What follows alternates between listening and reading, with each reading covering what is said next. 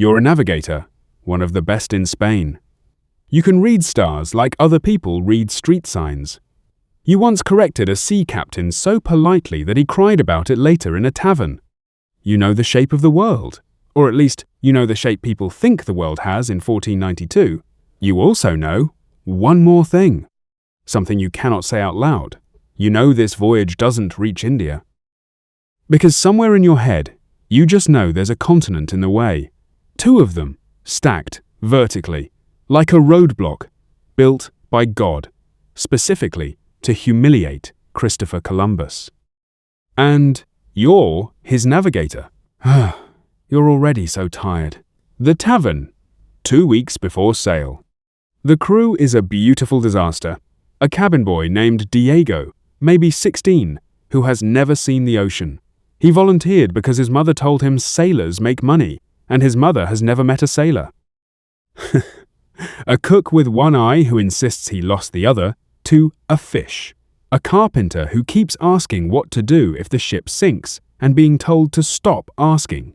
Diego sits next to you. He asks what you think of the captain. You consider it. He's a man with a vision. He asks what the vision is. Reaching India. He asks if Columbus knows how to get to India. You drink your wine slowly. He knows how to feel about getting to India. Diego nods. Like that makes sense. You like Diego immediately. He's doomed in a different way than the others. He's doomed by hope. You order another wine.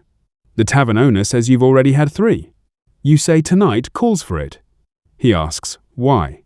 You stare into the middle distance. Because I know how this ends, and I'm not allowed to tell anyone. He gives you the wine for free. Day 1, you meet the man. Christopher Columbus is a vibe. Red hair going grey. Eyes that look at you while looking through you at the same time. He carries a copy of Marco Polo everywhere he goes, and he treats Marco Polo the way crypto bros treat a podcast clip he has underlined things in it. Notes in the margins. Notes like, ask about this and gold, and one that just says, yes. He's been pitching this voyage for nearly a decade. Portugal said no. England said no. France said no. In a different universe, Christopher Columbus is the most rejected man in venture capital history. He kept pitching the same deck until Spain finally said, fine, here's 3 boats, please leave. He shakes your hand. He tells you the voyage will take 30 days. You do the math. The actual distance to India, sailing west, is roughly 23,000 kilometers. At the speed of a 15th century caravel, that's about a year. If you don't die, you smile. 30 days sounds great, sir. You start a journal. You title it, Future Court Evidence. Week 1. The math is already wrong. The Santa María handles like a church trying to become a boat. Columbus is in the captain's quarters every night doing calculations. You sneak a look once. His math is creative. He's using a figure from a Persian astronomer named Alfraganus, who calculated the size of a degree of latitude in Arabic miles. Columbus is reading it in Roman miles. He's accidentally shrunk the Earth by about 25%.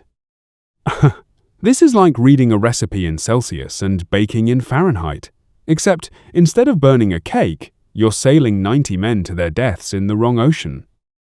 The truly painful part? A Greek named Eratosthenes calculated Earth's actual circumference in 240 BC, using sticks and shadows. He got within 2% of the right answer. Columbus, with access to libraries and trained mathematicians, has somehow performed worse than a man with a stick.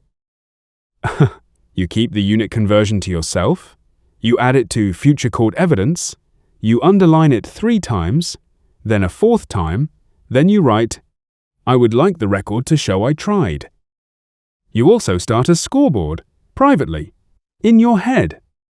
The Columbus correctness scoreboard. Earth size? Wrong. Performance versus a Greek with a stick? Losing. Week 2. Diego asks a question. Diego approaches you on deck one evening. Are we going to find India? You look at him.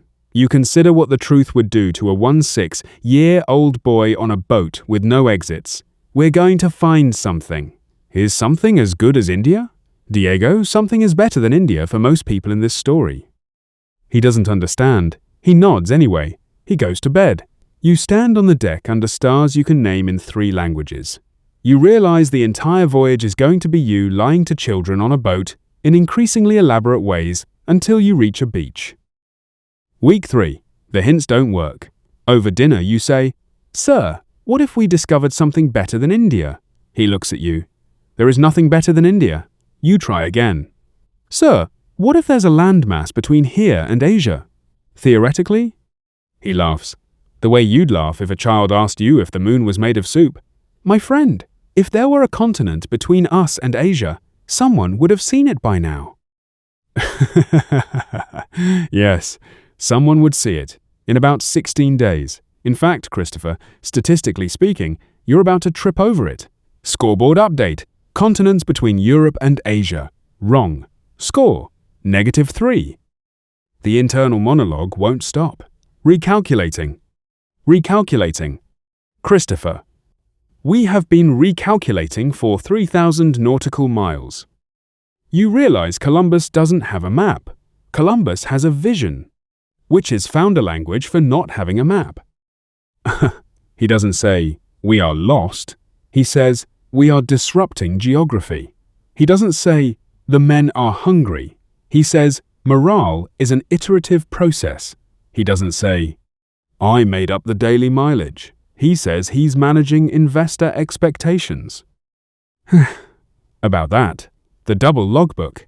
Columbus is keeping 2 logbooks, a real one with the true distances and a fake one with smaller numbers, so the crew doesn't panic. The historical irony, which you appreciate alone in your head, his fake numbers will accidentally end up closer to the real distance than his true ones because of his unit conversion error. His lies are more accurate than his honesty. Week 5. Mutiny weather. The crew wants to throw Columbus overboard. He calls a meeting. He has prepared a presentation. Unfortunately, the presentation consists entirely of confidence. The crew asks for data. Columbus provides enthusiasm. The crew asks how much further.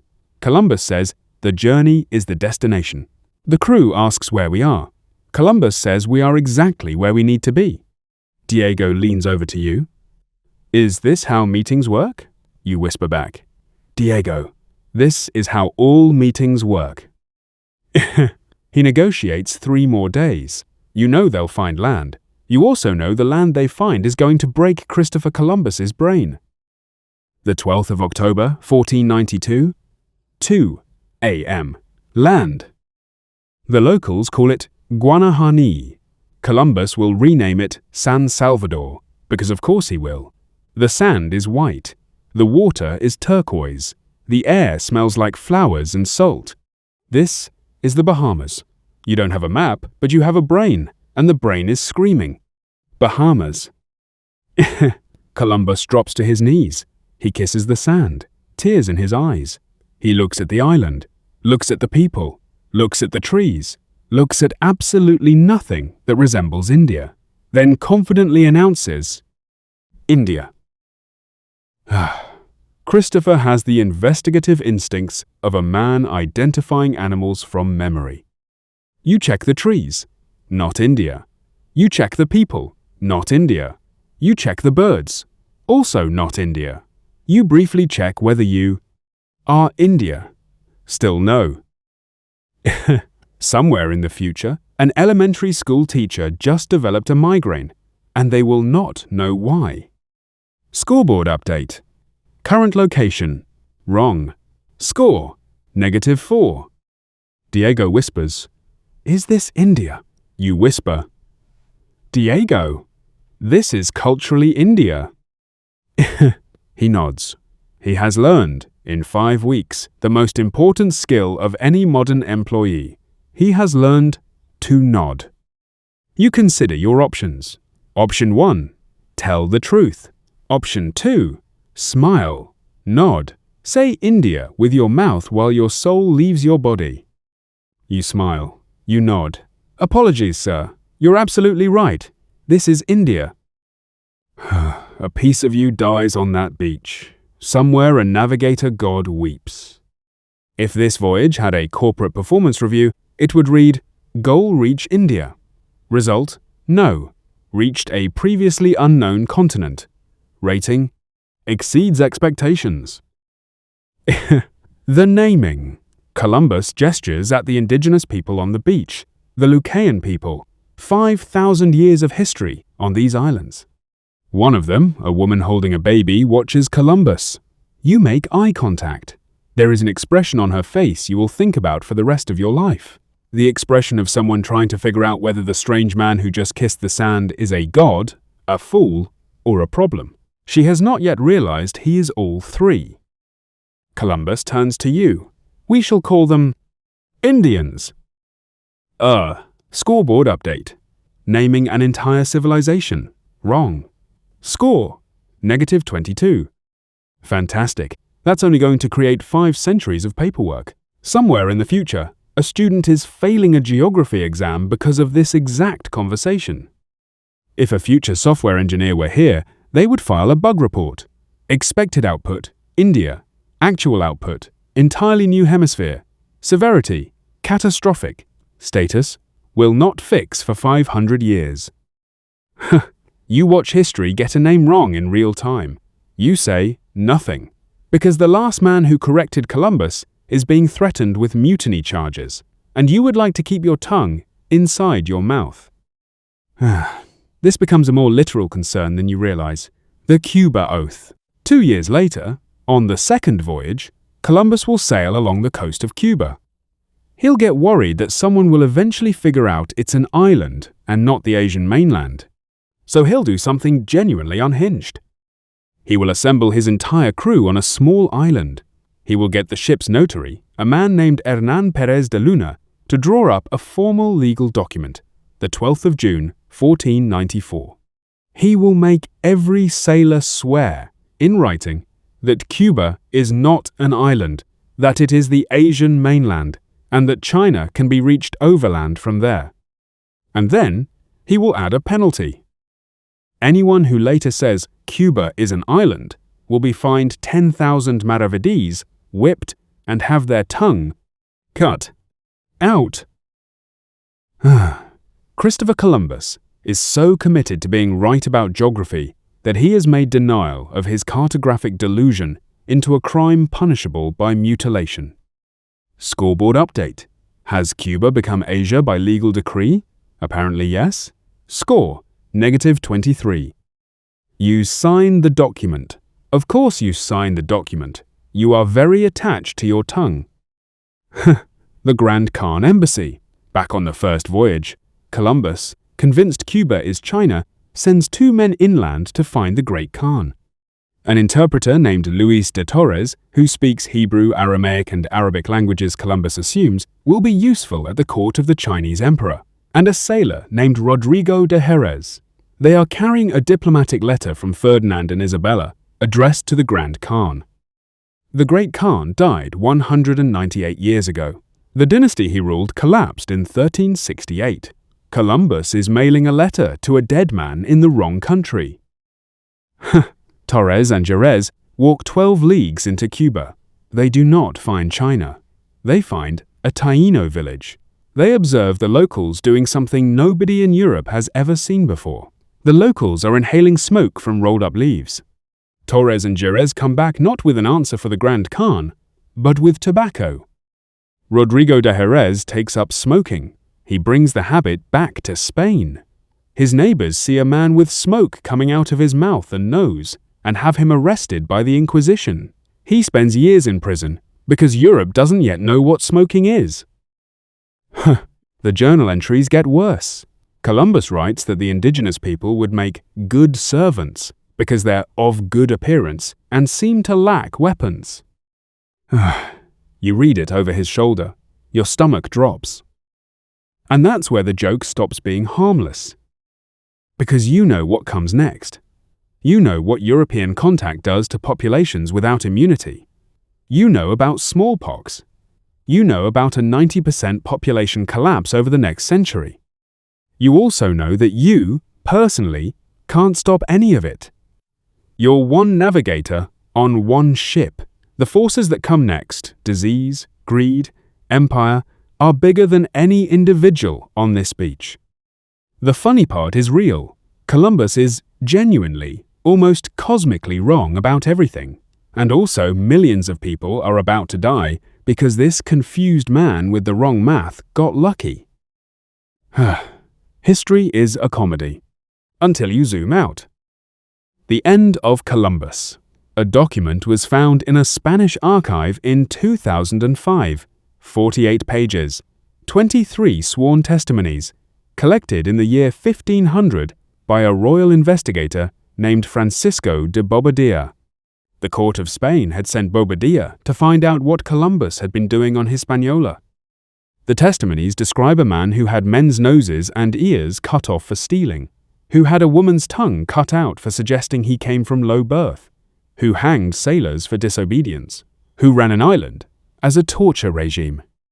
Bobadilla shipped Columbus back to Spain in chains. Columbus refused to remove them. He dragged them through Cadiz, through Seville. He asked to be buried with them. He died in 1506, still believing he had reached Asia, still petitioning the crown for his titles, never publicly acknowledging the existence of 2 new continents. Final scoreboard. Christopher Columbus has completed his life with a final score of negative geography.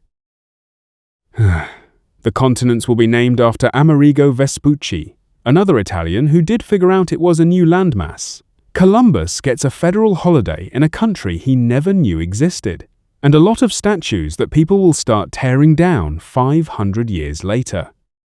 If Columbus had LinkedIn, visionary, thought leader, reached the wrong continent, #India. You sail back to Spain. Diego is on the ship. He hasn't spoken much since the beach. He has learned the same thing you learned, that being right and being heard are different problems. You retire from sailing. You open a small navigation school. Diego helps you run it. You teach young men to read stars, to do unit conversions correctly, and that the most important skill in navigation isn't reading a map. It's telling a powerful man he's wrong in a way that doesn't get you executed. Diego becomes a sailor himself, a good one. He has one rule he tells every navigator he trains. If your captain is sure, ask one more question. Here's the part though. We laugh at Columbus. We should. But the thing about Columbus isn't that he was wrong. It's that few people with the knowledge to correct him ever did. Not the sailors who saw the math. Not the scholars who knew about Eratosthenes. Not the navigator on the beach. Not the crew who signed an oath swearing Cuba was Asia rather than lose their tongues. Power makes people quiet. Quiet makes power confident. Confident power names continents wrong. And the wrong name sticks for centuries. Right now, somewhere, a powerful person is making a confident decision based on bad math, and a room full of people who know better is choosing to keep their tongues inside their mouths. History doesn't repeat. It just keeps mispronouncing the same word until everyone forgets the original. That's a wrap. The story's hypothetical. The unit conversion error is real. The Cuba oath is real. The tongue penalty is real. The silence is the part that's always real. If this hit, drop a comment. Subscribe. See you in the next one.